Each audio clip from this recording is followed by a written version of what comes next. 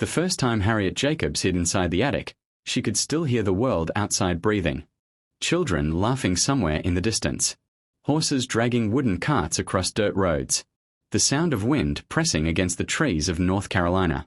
Life continued normally for everyone else while she folded her body into a space so small she could barely sit upright. The attic was not really a room. It was a crawlspace above her grandmother's shed, barely large enough for a human being. The air was thick and suffocating. In summer, the heat turned the wood into an oven. In winter, the cold crawled through every crack and settled into her bones. Rats moved through the darkness at night. Insects nested in the corners. She could not stand fully. She could barely stretch her legs. And yet Harriet chose that prison willingly. Because below that attic waited a worse one. Harriet Ann Jacobs was born into slavery in 1813 in Edenton, North Carolina. For the first years of her childhood, she did not fully understand what slavery meant. Her parents worked hard, and although their lives were controlled by others, Harriet remembered moments of warmth. Her mother taught her sewing. Her father worked as a skilled carpenter. She played with other children and believed, for a short time, that her life belonged to her. That illusion ended when her mother died. Harriet was still a child when she learned she had been willed away like property. A person. A little girl handed from one owner to another as casually as furniture. She was sent to the household of Dr. James Norcom, a man Harriet would later describe as manipulative, obsessive, and terrifying. In her writings, she gave him a different name, Dr. Flint, but the fear was real. At first, the threats came quietly. A strange comment. A hand lingering too long. A whisper when nobody else was around. Harriet understood early what many enslaved girls understood in silence. Slavery was not only labor. It was control over the body itself. As Harriet entered her teenage years, Dr. Norcom's obsession deepened. He followed her constantly. He whispered vulgar promises into her ears. He threatened punishment if she resisted him. He became furious whenever she tried to avoid him. Harriet later wrote that she lived in constant dread, unable to sleep peacefully because she never knew when he would appear beside her. But Harriet was intelligent. Exceptionally intelligent. She learned to read and write in secret, something many slaveholders feared more than rebellion itself. Literacy created dangerous things, thoughts, plans, freedom. And Harriet began planning.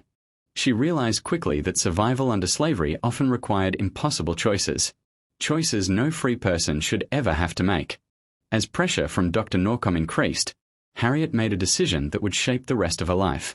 She entered a relationship with a white lawyer named Samuel Tradewell Sawyer. It was not a romantic fantasy. It was strategy.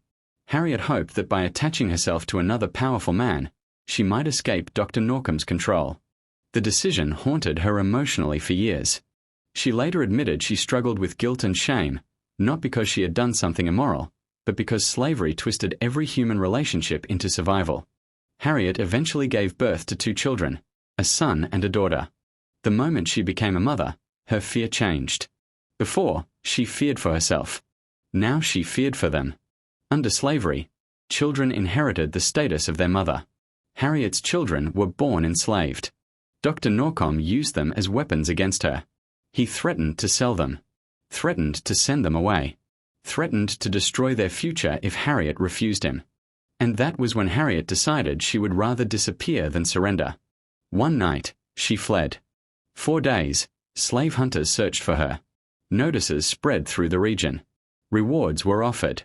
Dr. Norcom was furious because Harriet had done something more dangerous than escaping physically. She had rejected his ownership. At first Harriet hid in swamps and forests nearby, surviving in terror. But eventually she made her way to the tiny attic above her grandmother's house. The space measured roughly 9 feet long and only a few feet high at its tallest point. She would remain there for nearly 7 years. 7 years. Imagine the silence. Imagine hearing your children playing below you while being unable to hold them. Imagine not being able to walk freely outside into sunlight. Imagine living with the constant fear that one accidental sound could reveal your hiding place. Harriet watched her children through tiny holes she carved into the wall. Small cracks became her only connection to the world. She could see bits of the street. Sometimes she watched people pass by who had no idea a woman was hidden inches away, listening to every footstep. Her body suffered terribly. Lack of movement damaged her muscles and spine. She struggled with pain constantly. The air inside the attic was almost unbearable during summer months. At times she could barely breathe. But mentally, Harriet refused to break. While hidden in darkness, she listened carefully to conversations outside. She learned news. She followed political changes. She waited for opportunities. And below her, Dr. Norcom continued searching. He believed Harriet had escaped north. At one point he even traveled in pursuit of her, never realizing she remained hidden near him the entire time. Eventually, Harriet's chance came. Using secret networks and allies, she escaped North Carolina and traveled north to Philadelphia, then later to New York. But freedom in the North was fragile. The Fugitive Slave Act meant escaped enslaved people could still be captured and returned south.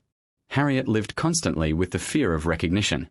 Slave catchers roamed northern cities searching for fugitives. A single mistake could destroy everything. Still, for the first time in years, Harriet experienced pieces of ordinary life. She walked outside openly. She earned wages.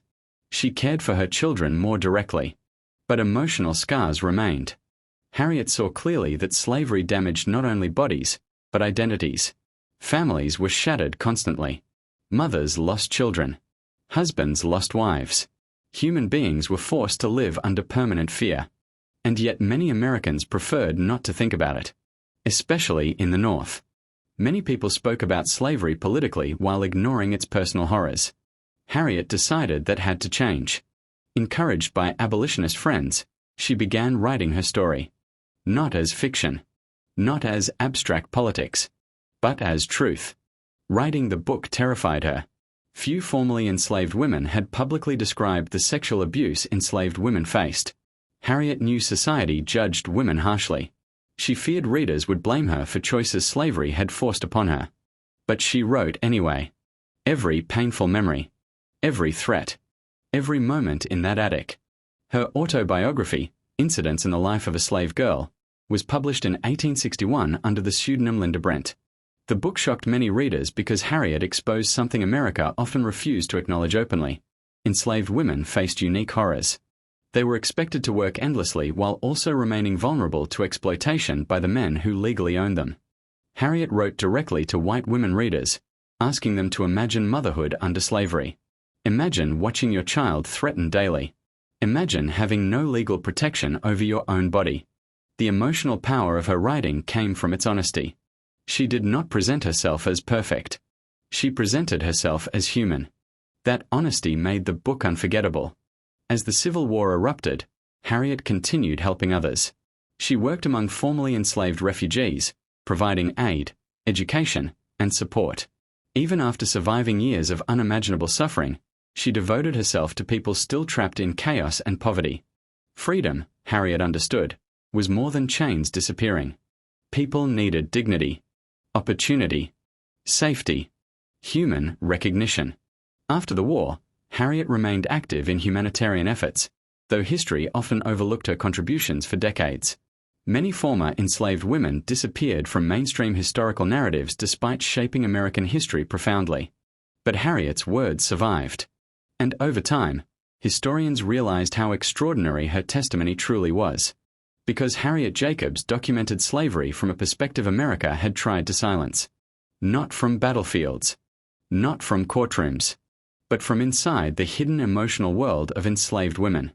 Today, when people read Harriet's story, many focus on the attic. The tiny dark crawlspace. The 7 years of isolation. But the attic was never the true center of her story. The real story was resistance. A woman denied legal ownership of her own life, still refusing internally to surrender herself. A mother enduring unbearable suffering because she believed her children deserved freedom. A writer turning trauma into testimony so future generations could never honestly say, "We didn't know." Harriet Ann Jacobs died in 1897. She did not live to see the full civil rights struggles that would come generations later. She did not see the world fully become what she dreamed it could be. But her voice survived long after her death. And maybe that is the most powerful thing about history. Sometimes the people who were denied power in their own lifetime become the ones whose words echo longest. Inside that cramped attic, Harriet Jacobs could barely move. Yet from that darkness came a story powerful enough to outlive the entire system that tried to silence her.